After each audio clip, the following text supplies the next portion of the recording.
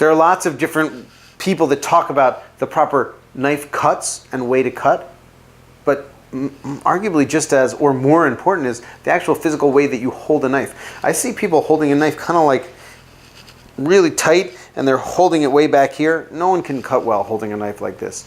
If you watch a chef, a professional chef, they are always choked way up. And actually you can tell a professional chef when you shake their hand, because they get a little callus right here. And it's from this top edge of the knife, because they all hold their knives way up here. So you've got 3 fingers wrapped around, tight up against the bolster, your thumb over here, and then this guy here, and choking all the way up.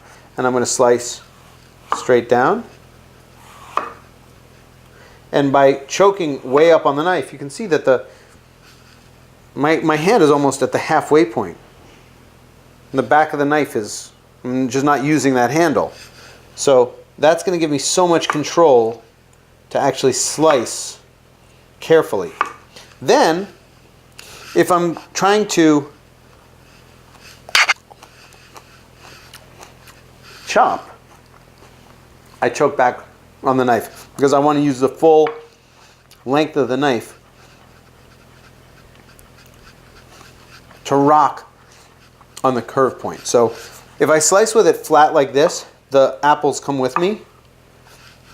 If I slice with the point down, what happens is you can see that I'm slicing through, but even though I've sliced through, my knife has already come through all the way, and the apples are sticking to themselves over here, so I can slice through and the apples will stay in place. So when you see a chef slice and then they're able to turn it and slice in this direction and then this direction, see how my apples are all coming with me? Whereas if I go like this, the apples stay in place. At this point, if I want to chop these more, I'll pull my knife hand back, and using the full length, most of my weight is pushing straight down here and holding it. This is just basically clasping lightly with 2 fingers and picking it up and dropping it down. You know, I'm never really grasping the knife with a lot of force. So that's really the difference between slicing and chopping.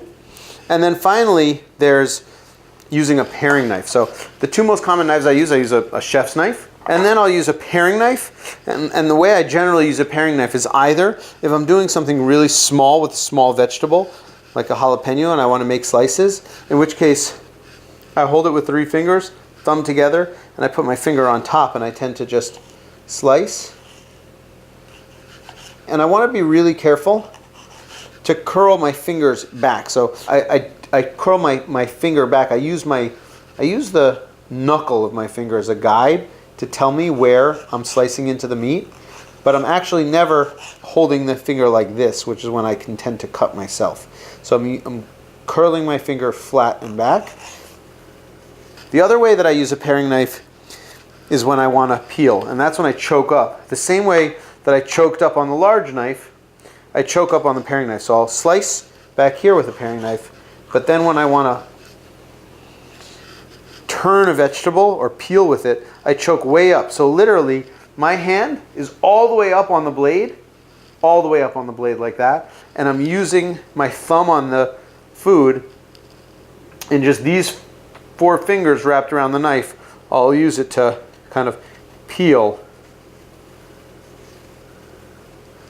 or slice in my hand. And that's a really good